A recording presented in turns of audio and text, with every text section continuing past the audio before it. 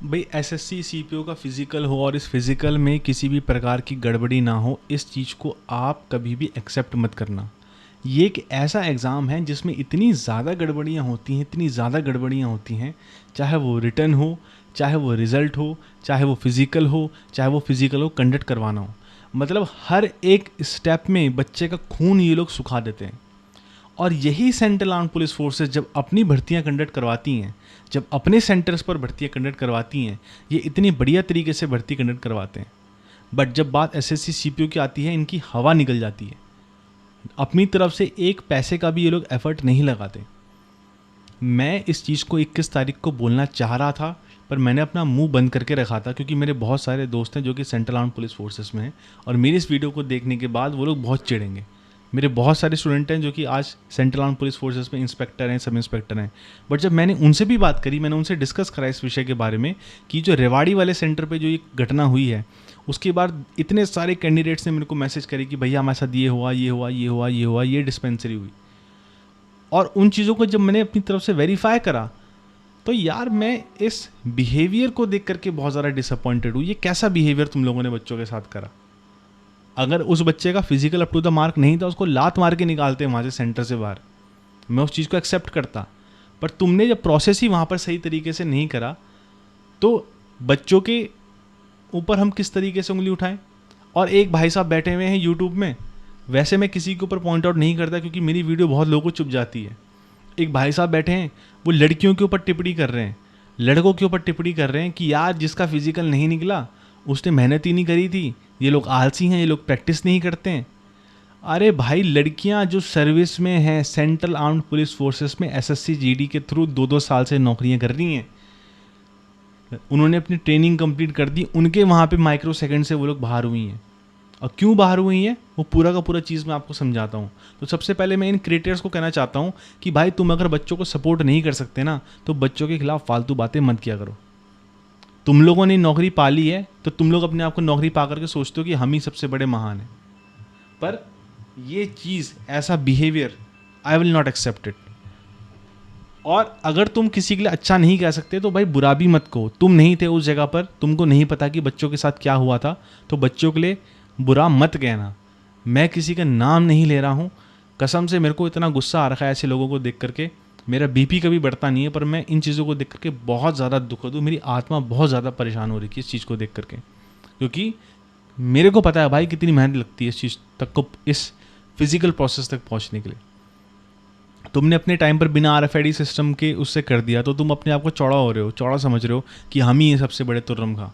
और जो बच्चे आज बेचारे माइक्रो सेकंड से, मिली सेकंड से, 1 सेकंड से बाहर हुए हैं आरएफआईडी सिस्टम में, तुम उन्हीं को कह रहे हो अरे ना तेरी बस की ना थी।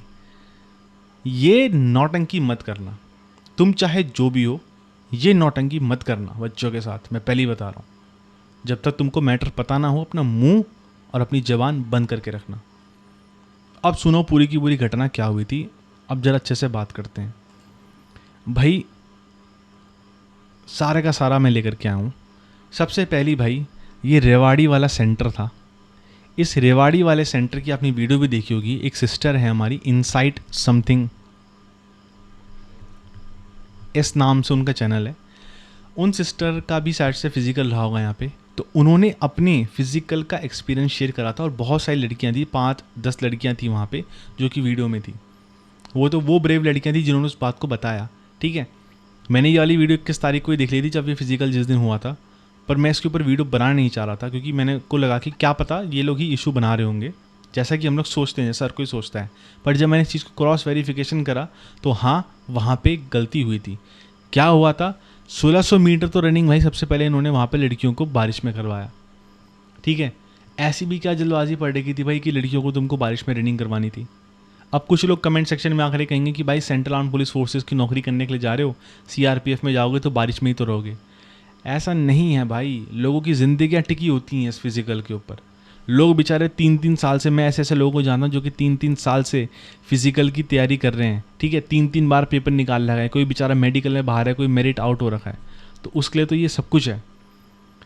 तो वहाँ पे क्या हुआ, रनिंग तो पहली बात इन्होंने लड़कियों को रनिंग बारिश में करवाई। ठीक है, कर दिया, कुछ लड़कियों ने क्वालिफाई कर दिया, जैसे भी करके करा।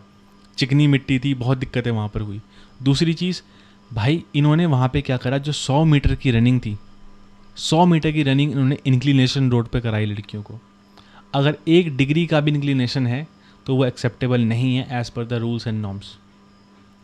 ये बात याद रखना, जिसने आर्मी की भर्ती मारी होगी उसको भी पता होगा कि जो प्लेन्स रीजन होते हैं, प्लेन्स रीजन में भाई टाइमिंग आपकी हल्की सी कम रहती है, और जो आपकी हिली रीजन रहते हैं, पर्वतीय क्षेत्र रहते हैं, वहाँ पर बच्चों को टाइमिंग ज़्यादा दी जाती है, क्योंकि वहाँ पर इंक्लिनेशन रहता है और वहाँ पर एटमॉस्फेरिक प्रेशर वाला भी सिस्टम रहता है।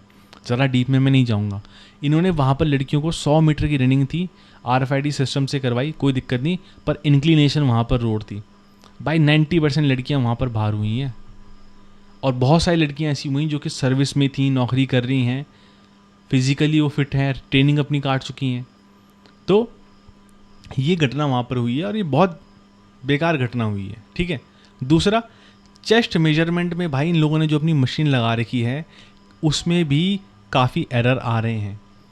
मैंने अभी स्क्रीनशॉट नहीं लगाया है, एक भाई हमारे एक्स सर्विसमैन हैं, उन्होंने खुद बताया, एक्स सर्विसमैन है, उन्होंने कहा कि सर हमारा फ़ौज में मेडिकल होता है, हर 6 महीने में मेडिकल होता है, BPT होती है, हमारी चेस्ट हाइट सब कुछ मेजर होती है।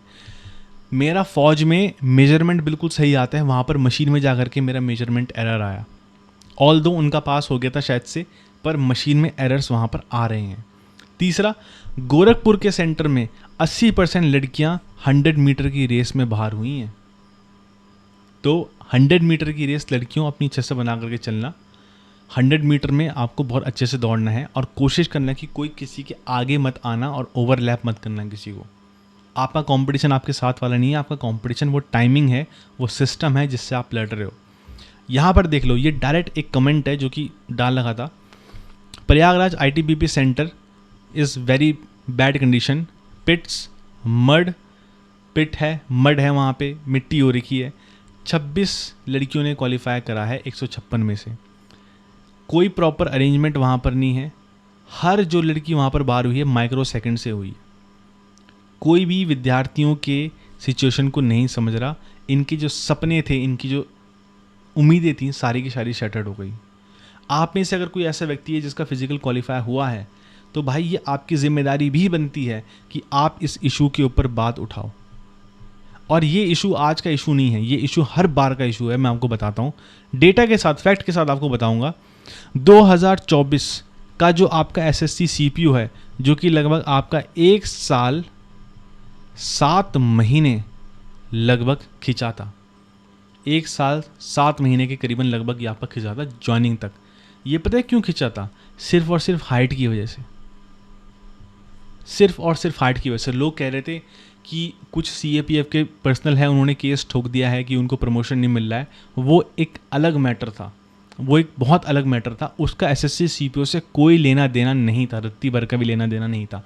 जो हाइट का जो ये सीन था, ये हिली रीजन के जो लड़के थे हमारे, नॉर्थ ईस्ट रीजन के, इन लड़कों को इन्होंने रिलैक्सेशन नहीं दिया था वहाँ पर जा कर के, और हाइट इनकी सही से नहीं नापी थी। 113 के करीबन लड़के थे, इन्होंने केस ठोका था और इन्होंने पूरी की पूरी भर्ती पर होल्ड करके रख दिया था। इन्होंने इंटेंशनली तो नहीं कहा था कि भाई हमारी भर्ती पर होल्ड करो, पर इन्होंने जो कोर्ट था, कोर्ट ने कहा था कि भाई इस चीज़ को पहले आप रेक्टिफाई करो। SSC ने और आपके सेंट्रल आर्म्ड पुलिस फोर्सेस जितने भी इसमें हैं, इन्होंने भाई साहब इस मुद्दे को पूरा का पूरा 6 महीने तक खींचा। और एट द एंड क्या करना पड़ा? एट द एंड इनकी हाइट नापनी पड़ी, एज रिलैक्सेशन के अकॉर्डिंगली इनको रिलैक्सेशन देना पड़ा, और ये सारे के सारे लड़के इसमें से अधिकतर सबके सब सिलेक्ट हो गए थे, सबके सब सिलेक्ट हो गए थे। तो जब तुमको करना ही वो सब कुछ पड़ा, तो तुमने पहले लड़कों के साथ क्यों नौटंकी करी?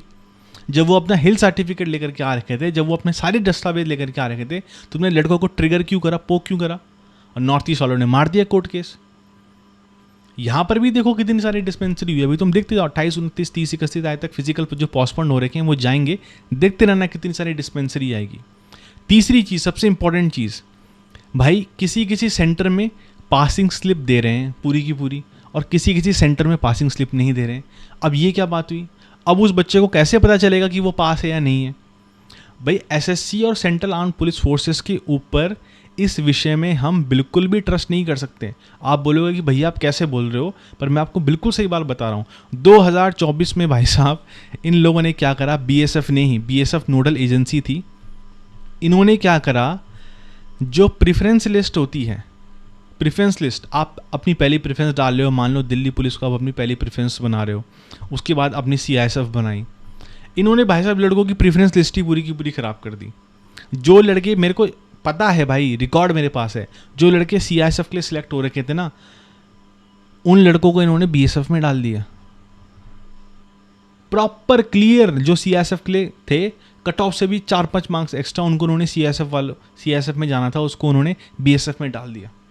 लड़के SSC के चक्कर मारते रहे, क्योंकि SSC के सेंटर के चक्कर मारते रहे, हेडक्वार्टर के चक्कर मारते रहे, कुछ नहीं हुआ, कुछ नहीं हुआ। इसीलिए लास्ट में जा कर के, आपको याद होगा 2024 के टाइम पे इन्होंने क्या करा था, 2024 के टाइम पर जाकर के इन्होंने लास्ट में आपकी लगभग कुछ वैकेंसी इंक्रीज करी थी, क्योंकि इन्होंने गलती से बहुत सारे कैंडिडेट ऐसे थे जिनको मेरिट लिस्ट में इंक्लूड कर दिया था, और वो मेरिट लिस्ट में इंक्लूड होने के लायक नहीं थे, डिजर्विंग नहीं थे, मतलब उनकी कट ऑफ नहीं थी, बहुत सारे थे ऐसे। अब उन कैंडिडेट्स को अपॉइंटमेंट लेटर मिल चुका था। इन्होंने बोला कि अगर हम इनका अपॉइंटमेंट लेटर रद्द करेंगे तो हमारे ऊपर ये लड़के तो केस ठोकेंगे, उसके साथ जो दूसरा केस चल रहा है उसके ऊपर हमारे ऐसी की तैसी हो जाएगी। इन्होंने उन लड़कों को भी नौकरी दी, और साथ साथ जो लड़के रह रखे थे, जो रिमेनिंग थे, जो डिजर्विंग थे, उनको भी इन्होंने मेरिट लिस्ट में इंक्लूड करा। अब कोई मेरे से आकर के ये बहस करके दिखा दो कि ऐसा नहीं हुआ था। मैं 2024 से इस पूरी की पूरी चीज़ को ट्रैक कर रहा हूँ। मैं बोलना नहीं चाह रहा था, मैं पॉजिटिवली रहना चाह रहा था, पर ये जो चीज़ हो रही है बच्चों के साथ, गड़बड़ियाँ बार बार हो रही हैं, वो गलत है। एक चीज़ और बता दूं, एक कैंडिडेट हमारा है, उस कैंडिडेट का भाई साहब एडमिट कार्ड ही डाउनलोड नहीं हो रहा था, ठीक है। उसने मेरे को सारी की सारी चीज़ दिखाई थी, मेरे पे सारे के सारे मैसेजेस पड़े हुए उसके, उसका एडमिट कार्ड डाउनलोड नहीं हो रहा था। उसका एडमिट कार्ड डाउनलोड हुआ और वो वहाँ से गया अजमेर, ठीक है, अपना फिजिकल देने के लिए। वो एक दिन के बाद पहुंचा फिजिकल देने के लिए। इन लोगों ने उसको साफ साफ मना कर दिया कि भाई हम तेरे को फिजिकल की डेट नहीं दे रहे, रीशेड्यूल की डेट नहीं दे रहे। उसने इनको बताया कि सर ऐसी ऐसी प्रॉब्लम है, सारे के सारे प्रूफ दिखाए, ठीक है, सारे के सारे प्रूफ दिखाए कि सर ऐसी ऐसी चीज़ें, ऐसा ऐसा है। इन्होंने उस लड़के को फिजिकल की डेट दोबारा नहीं दी, और प्रावधान कहता है कि आप डेट दे सकते हो, प्रावधान है ऐसा कि आप किसी को डेट दे सकते हो, पर इन्होंने उस लड़के को नहीं दिया। उस लड़के ने कहा कि सर ठीक है, आप मुझे डेट नहीं दे रहे हो। उसने बहुत प्यार से बात करी, मैं उस लड़के को जानता हूँ, मेरे साथ जुड़ा है। उसने कहा था कि सर आप मुझे डेट नहीं दे रहे हो, कोई बात नहीं, आप मुझे बस यहाँ पर लिख करके दे दो, या फिर कुछ ऐसा लेटर दे दो कि जिसमें ये लिखा होगा कि मैं रिजेक्टेड हूँ क्योंकि मैं टाइम से नहीं आ पाया फिजिकल देने के लिए। इन्होंने लड़के को वो रिजेक्शन की स्लिप भी नहीं दी। अरे रिएक्शन की स्लिप तो देते कम से कम, एक रिएक्शन की स्लिप नहीं बना करके दे सकते तुम। उसके ऊपर ये लोग हाथापाई करने के लिए चले गए, सारे के सारे अजमेर सेंटर वाले हाथापाई करने के लिए चले गए उस बेचारे बच्चे के ऊपर, जो कि 600-900 किलोमीटर से दूर से आ रखा है, कि हम नहीं दे रहे तेरे को, तू क्या कर लेगा हमारा, बता। लिटरली मेरे पे स्क्रीनशॉट हैं सारे के सारे। तो ये चीज़ें मत करो भाई, बेचारा बच्चा बहुत उम्मीदों के साथ, बहुत रिस्पेक्ट के साथ आप लोगों से बात करने के लिए आता है, उसकी कुछ तो मदद कर दो। वो उस चीज़ को लेकर के SSC के हेडक्वार्टर में जाएगा, कुछ हेल्प मांगेगा, कुछ तो करेगा अपना, कुछ तो करेगा। तुम लोगों ने उसको यार उसके लायक भी नहीं छोड़ा। अब बेचारा बच्चे का दिल्ली पुलिस का पेपर निकल रखा है, तो क्या वो दिल्ली पुलिस का पेपर अपना फिजिकल अपना अच्छी तरीके से देगा? मन मार करके देगा वो अपना फिजिकल। और जिस तरीके का तुमने व्यवहार कराया, वहाँ का जो कमांडेंट था, वहाँ का कमांडेंट उसके ऊपर बोला कि तू ज़्यादा पुलिस केस करने वाला बनना है, ज़्यादा कोर्ट केस करने वाला बनना है क्या? तो ऐसी बातें नहीं होनी चाहिए, ठीक है। हमने भी फिजिकल दिए हैं, और हमारे टाइम तक तो क्या क्या होता था मैं आपको कभी बता नहीं सकता। इतनी चीज़ें, इतनी गलत चीज़ें होती थी, मैं बोलना नहीं चाहता, पर ये जो चीज़ें हो रही हैं बच्चों के साथ, ये बहुत गलत है, ये चीज़ नहीं होनी चाहिए। ऐसे बहुत सारे इशू हैं, और आप लोग खुद कमेंट सेक्शन में बताना, ये पासिंग स्लिप वाली बात किसी किसी सेंटर पर मिल रही है और किसी किसी सेंटर पर नहीं मिल रही है। अगर कल को कोई टेक्निकल एरर हो गया और आपका जो मेंस की जो लिस्ट आएगी या फिर मेंस का एडमिट कार्ड आएगा और उसमें बच्चे का नाम नहीं हुआ, तो वो कहाँ भागेगा भाई? वो किसको पकड़ता फिरेगा? अब बहुत सारे लोग कहेंगे कि नहीं सर आप बिल्कुल नेगेटिव होकर के सोच रहे हो, ऐसा नहीं है वैसा नहीं है। भाई हमने देखा हुआ है, ये SSC है, यहाँ पे चांद को सूरज और सूरज को चांद बना देते हैं। और ये जो लड़कियों के साथ चीज़ हुई है बहुत गलत है, ठीक है। और आपके सामने मैं कुछ ये डेटा लेकर के आया हूँ, ये लेटेस्ट डेटा है आपका कि किस सेंटर पर लड़के कितने पास हो रहे हैं।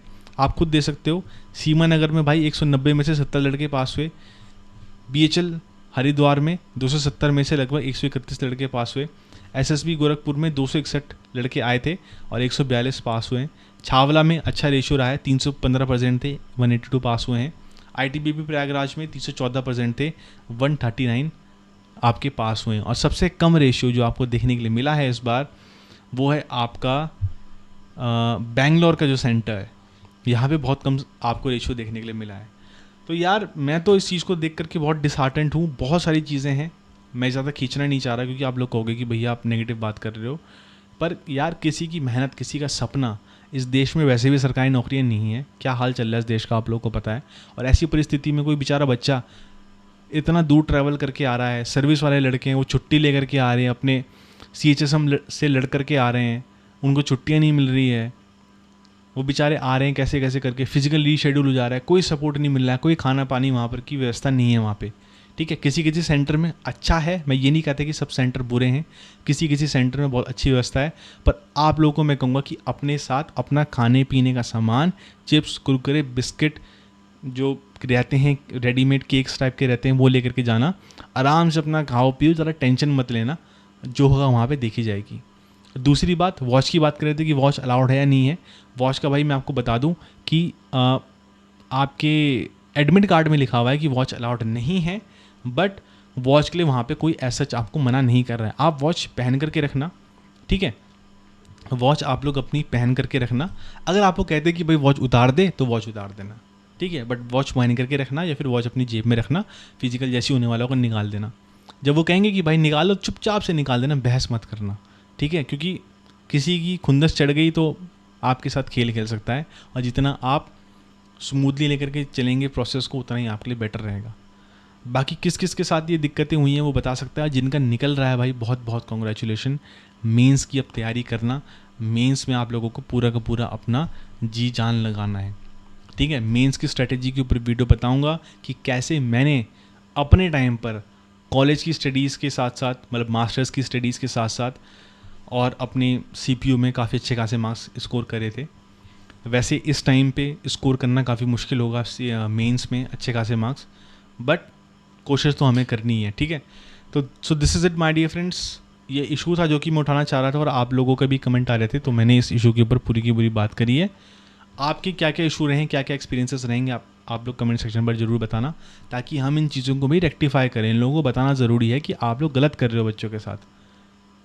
इज़्ज़त सम्मान हम आपका करते हैं, पर अगर किसी अभ्यर्थी और विद्यार्थी के साथ गलत होगा, इनजस्टिस होगा, so we will stand for them. This is what it is. हमको नहीं है मतलब ज़्यादा व्यूज़ से, हमको नहीं है मतलब चीज़ों से, पर जो सही है वो सही है, जो गलत है जो गलत है। और जो लोग बच्चों को ये कह रहे हैं कि प्रैक्टिस नहीं करी थी, ऐसे हैं वैसे हैं, तो उन लोगों को भी बता दूं, ऐसा मत कहना भाई। जिस बेचारे के ऊपर ये चीज़ होती है, जिस बेचारे का फिज़िकल नहीं निकलता, उसी को पता होता है कि भावना कैसी होती है। और आपका अगर फिज़िकल निकला है, फिर आप सर्विस में हो, तो हर किसी का मनोबल बढ़ाना, क्योंकि कल आप भी कभी फेल होंगे किसी न किसी चीज़ में, तो कोई और आपका भी बनाएगा। और जो टेलीग्राम चैनल से नहीं जुड़ा है भाई, टेलीग्राम चैनल से जुड़ सकता है।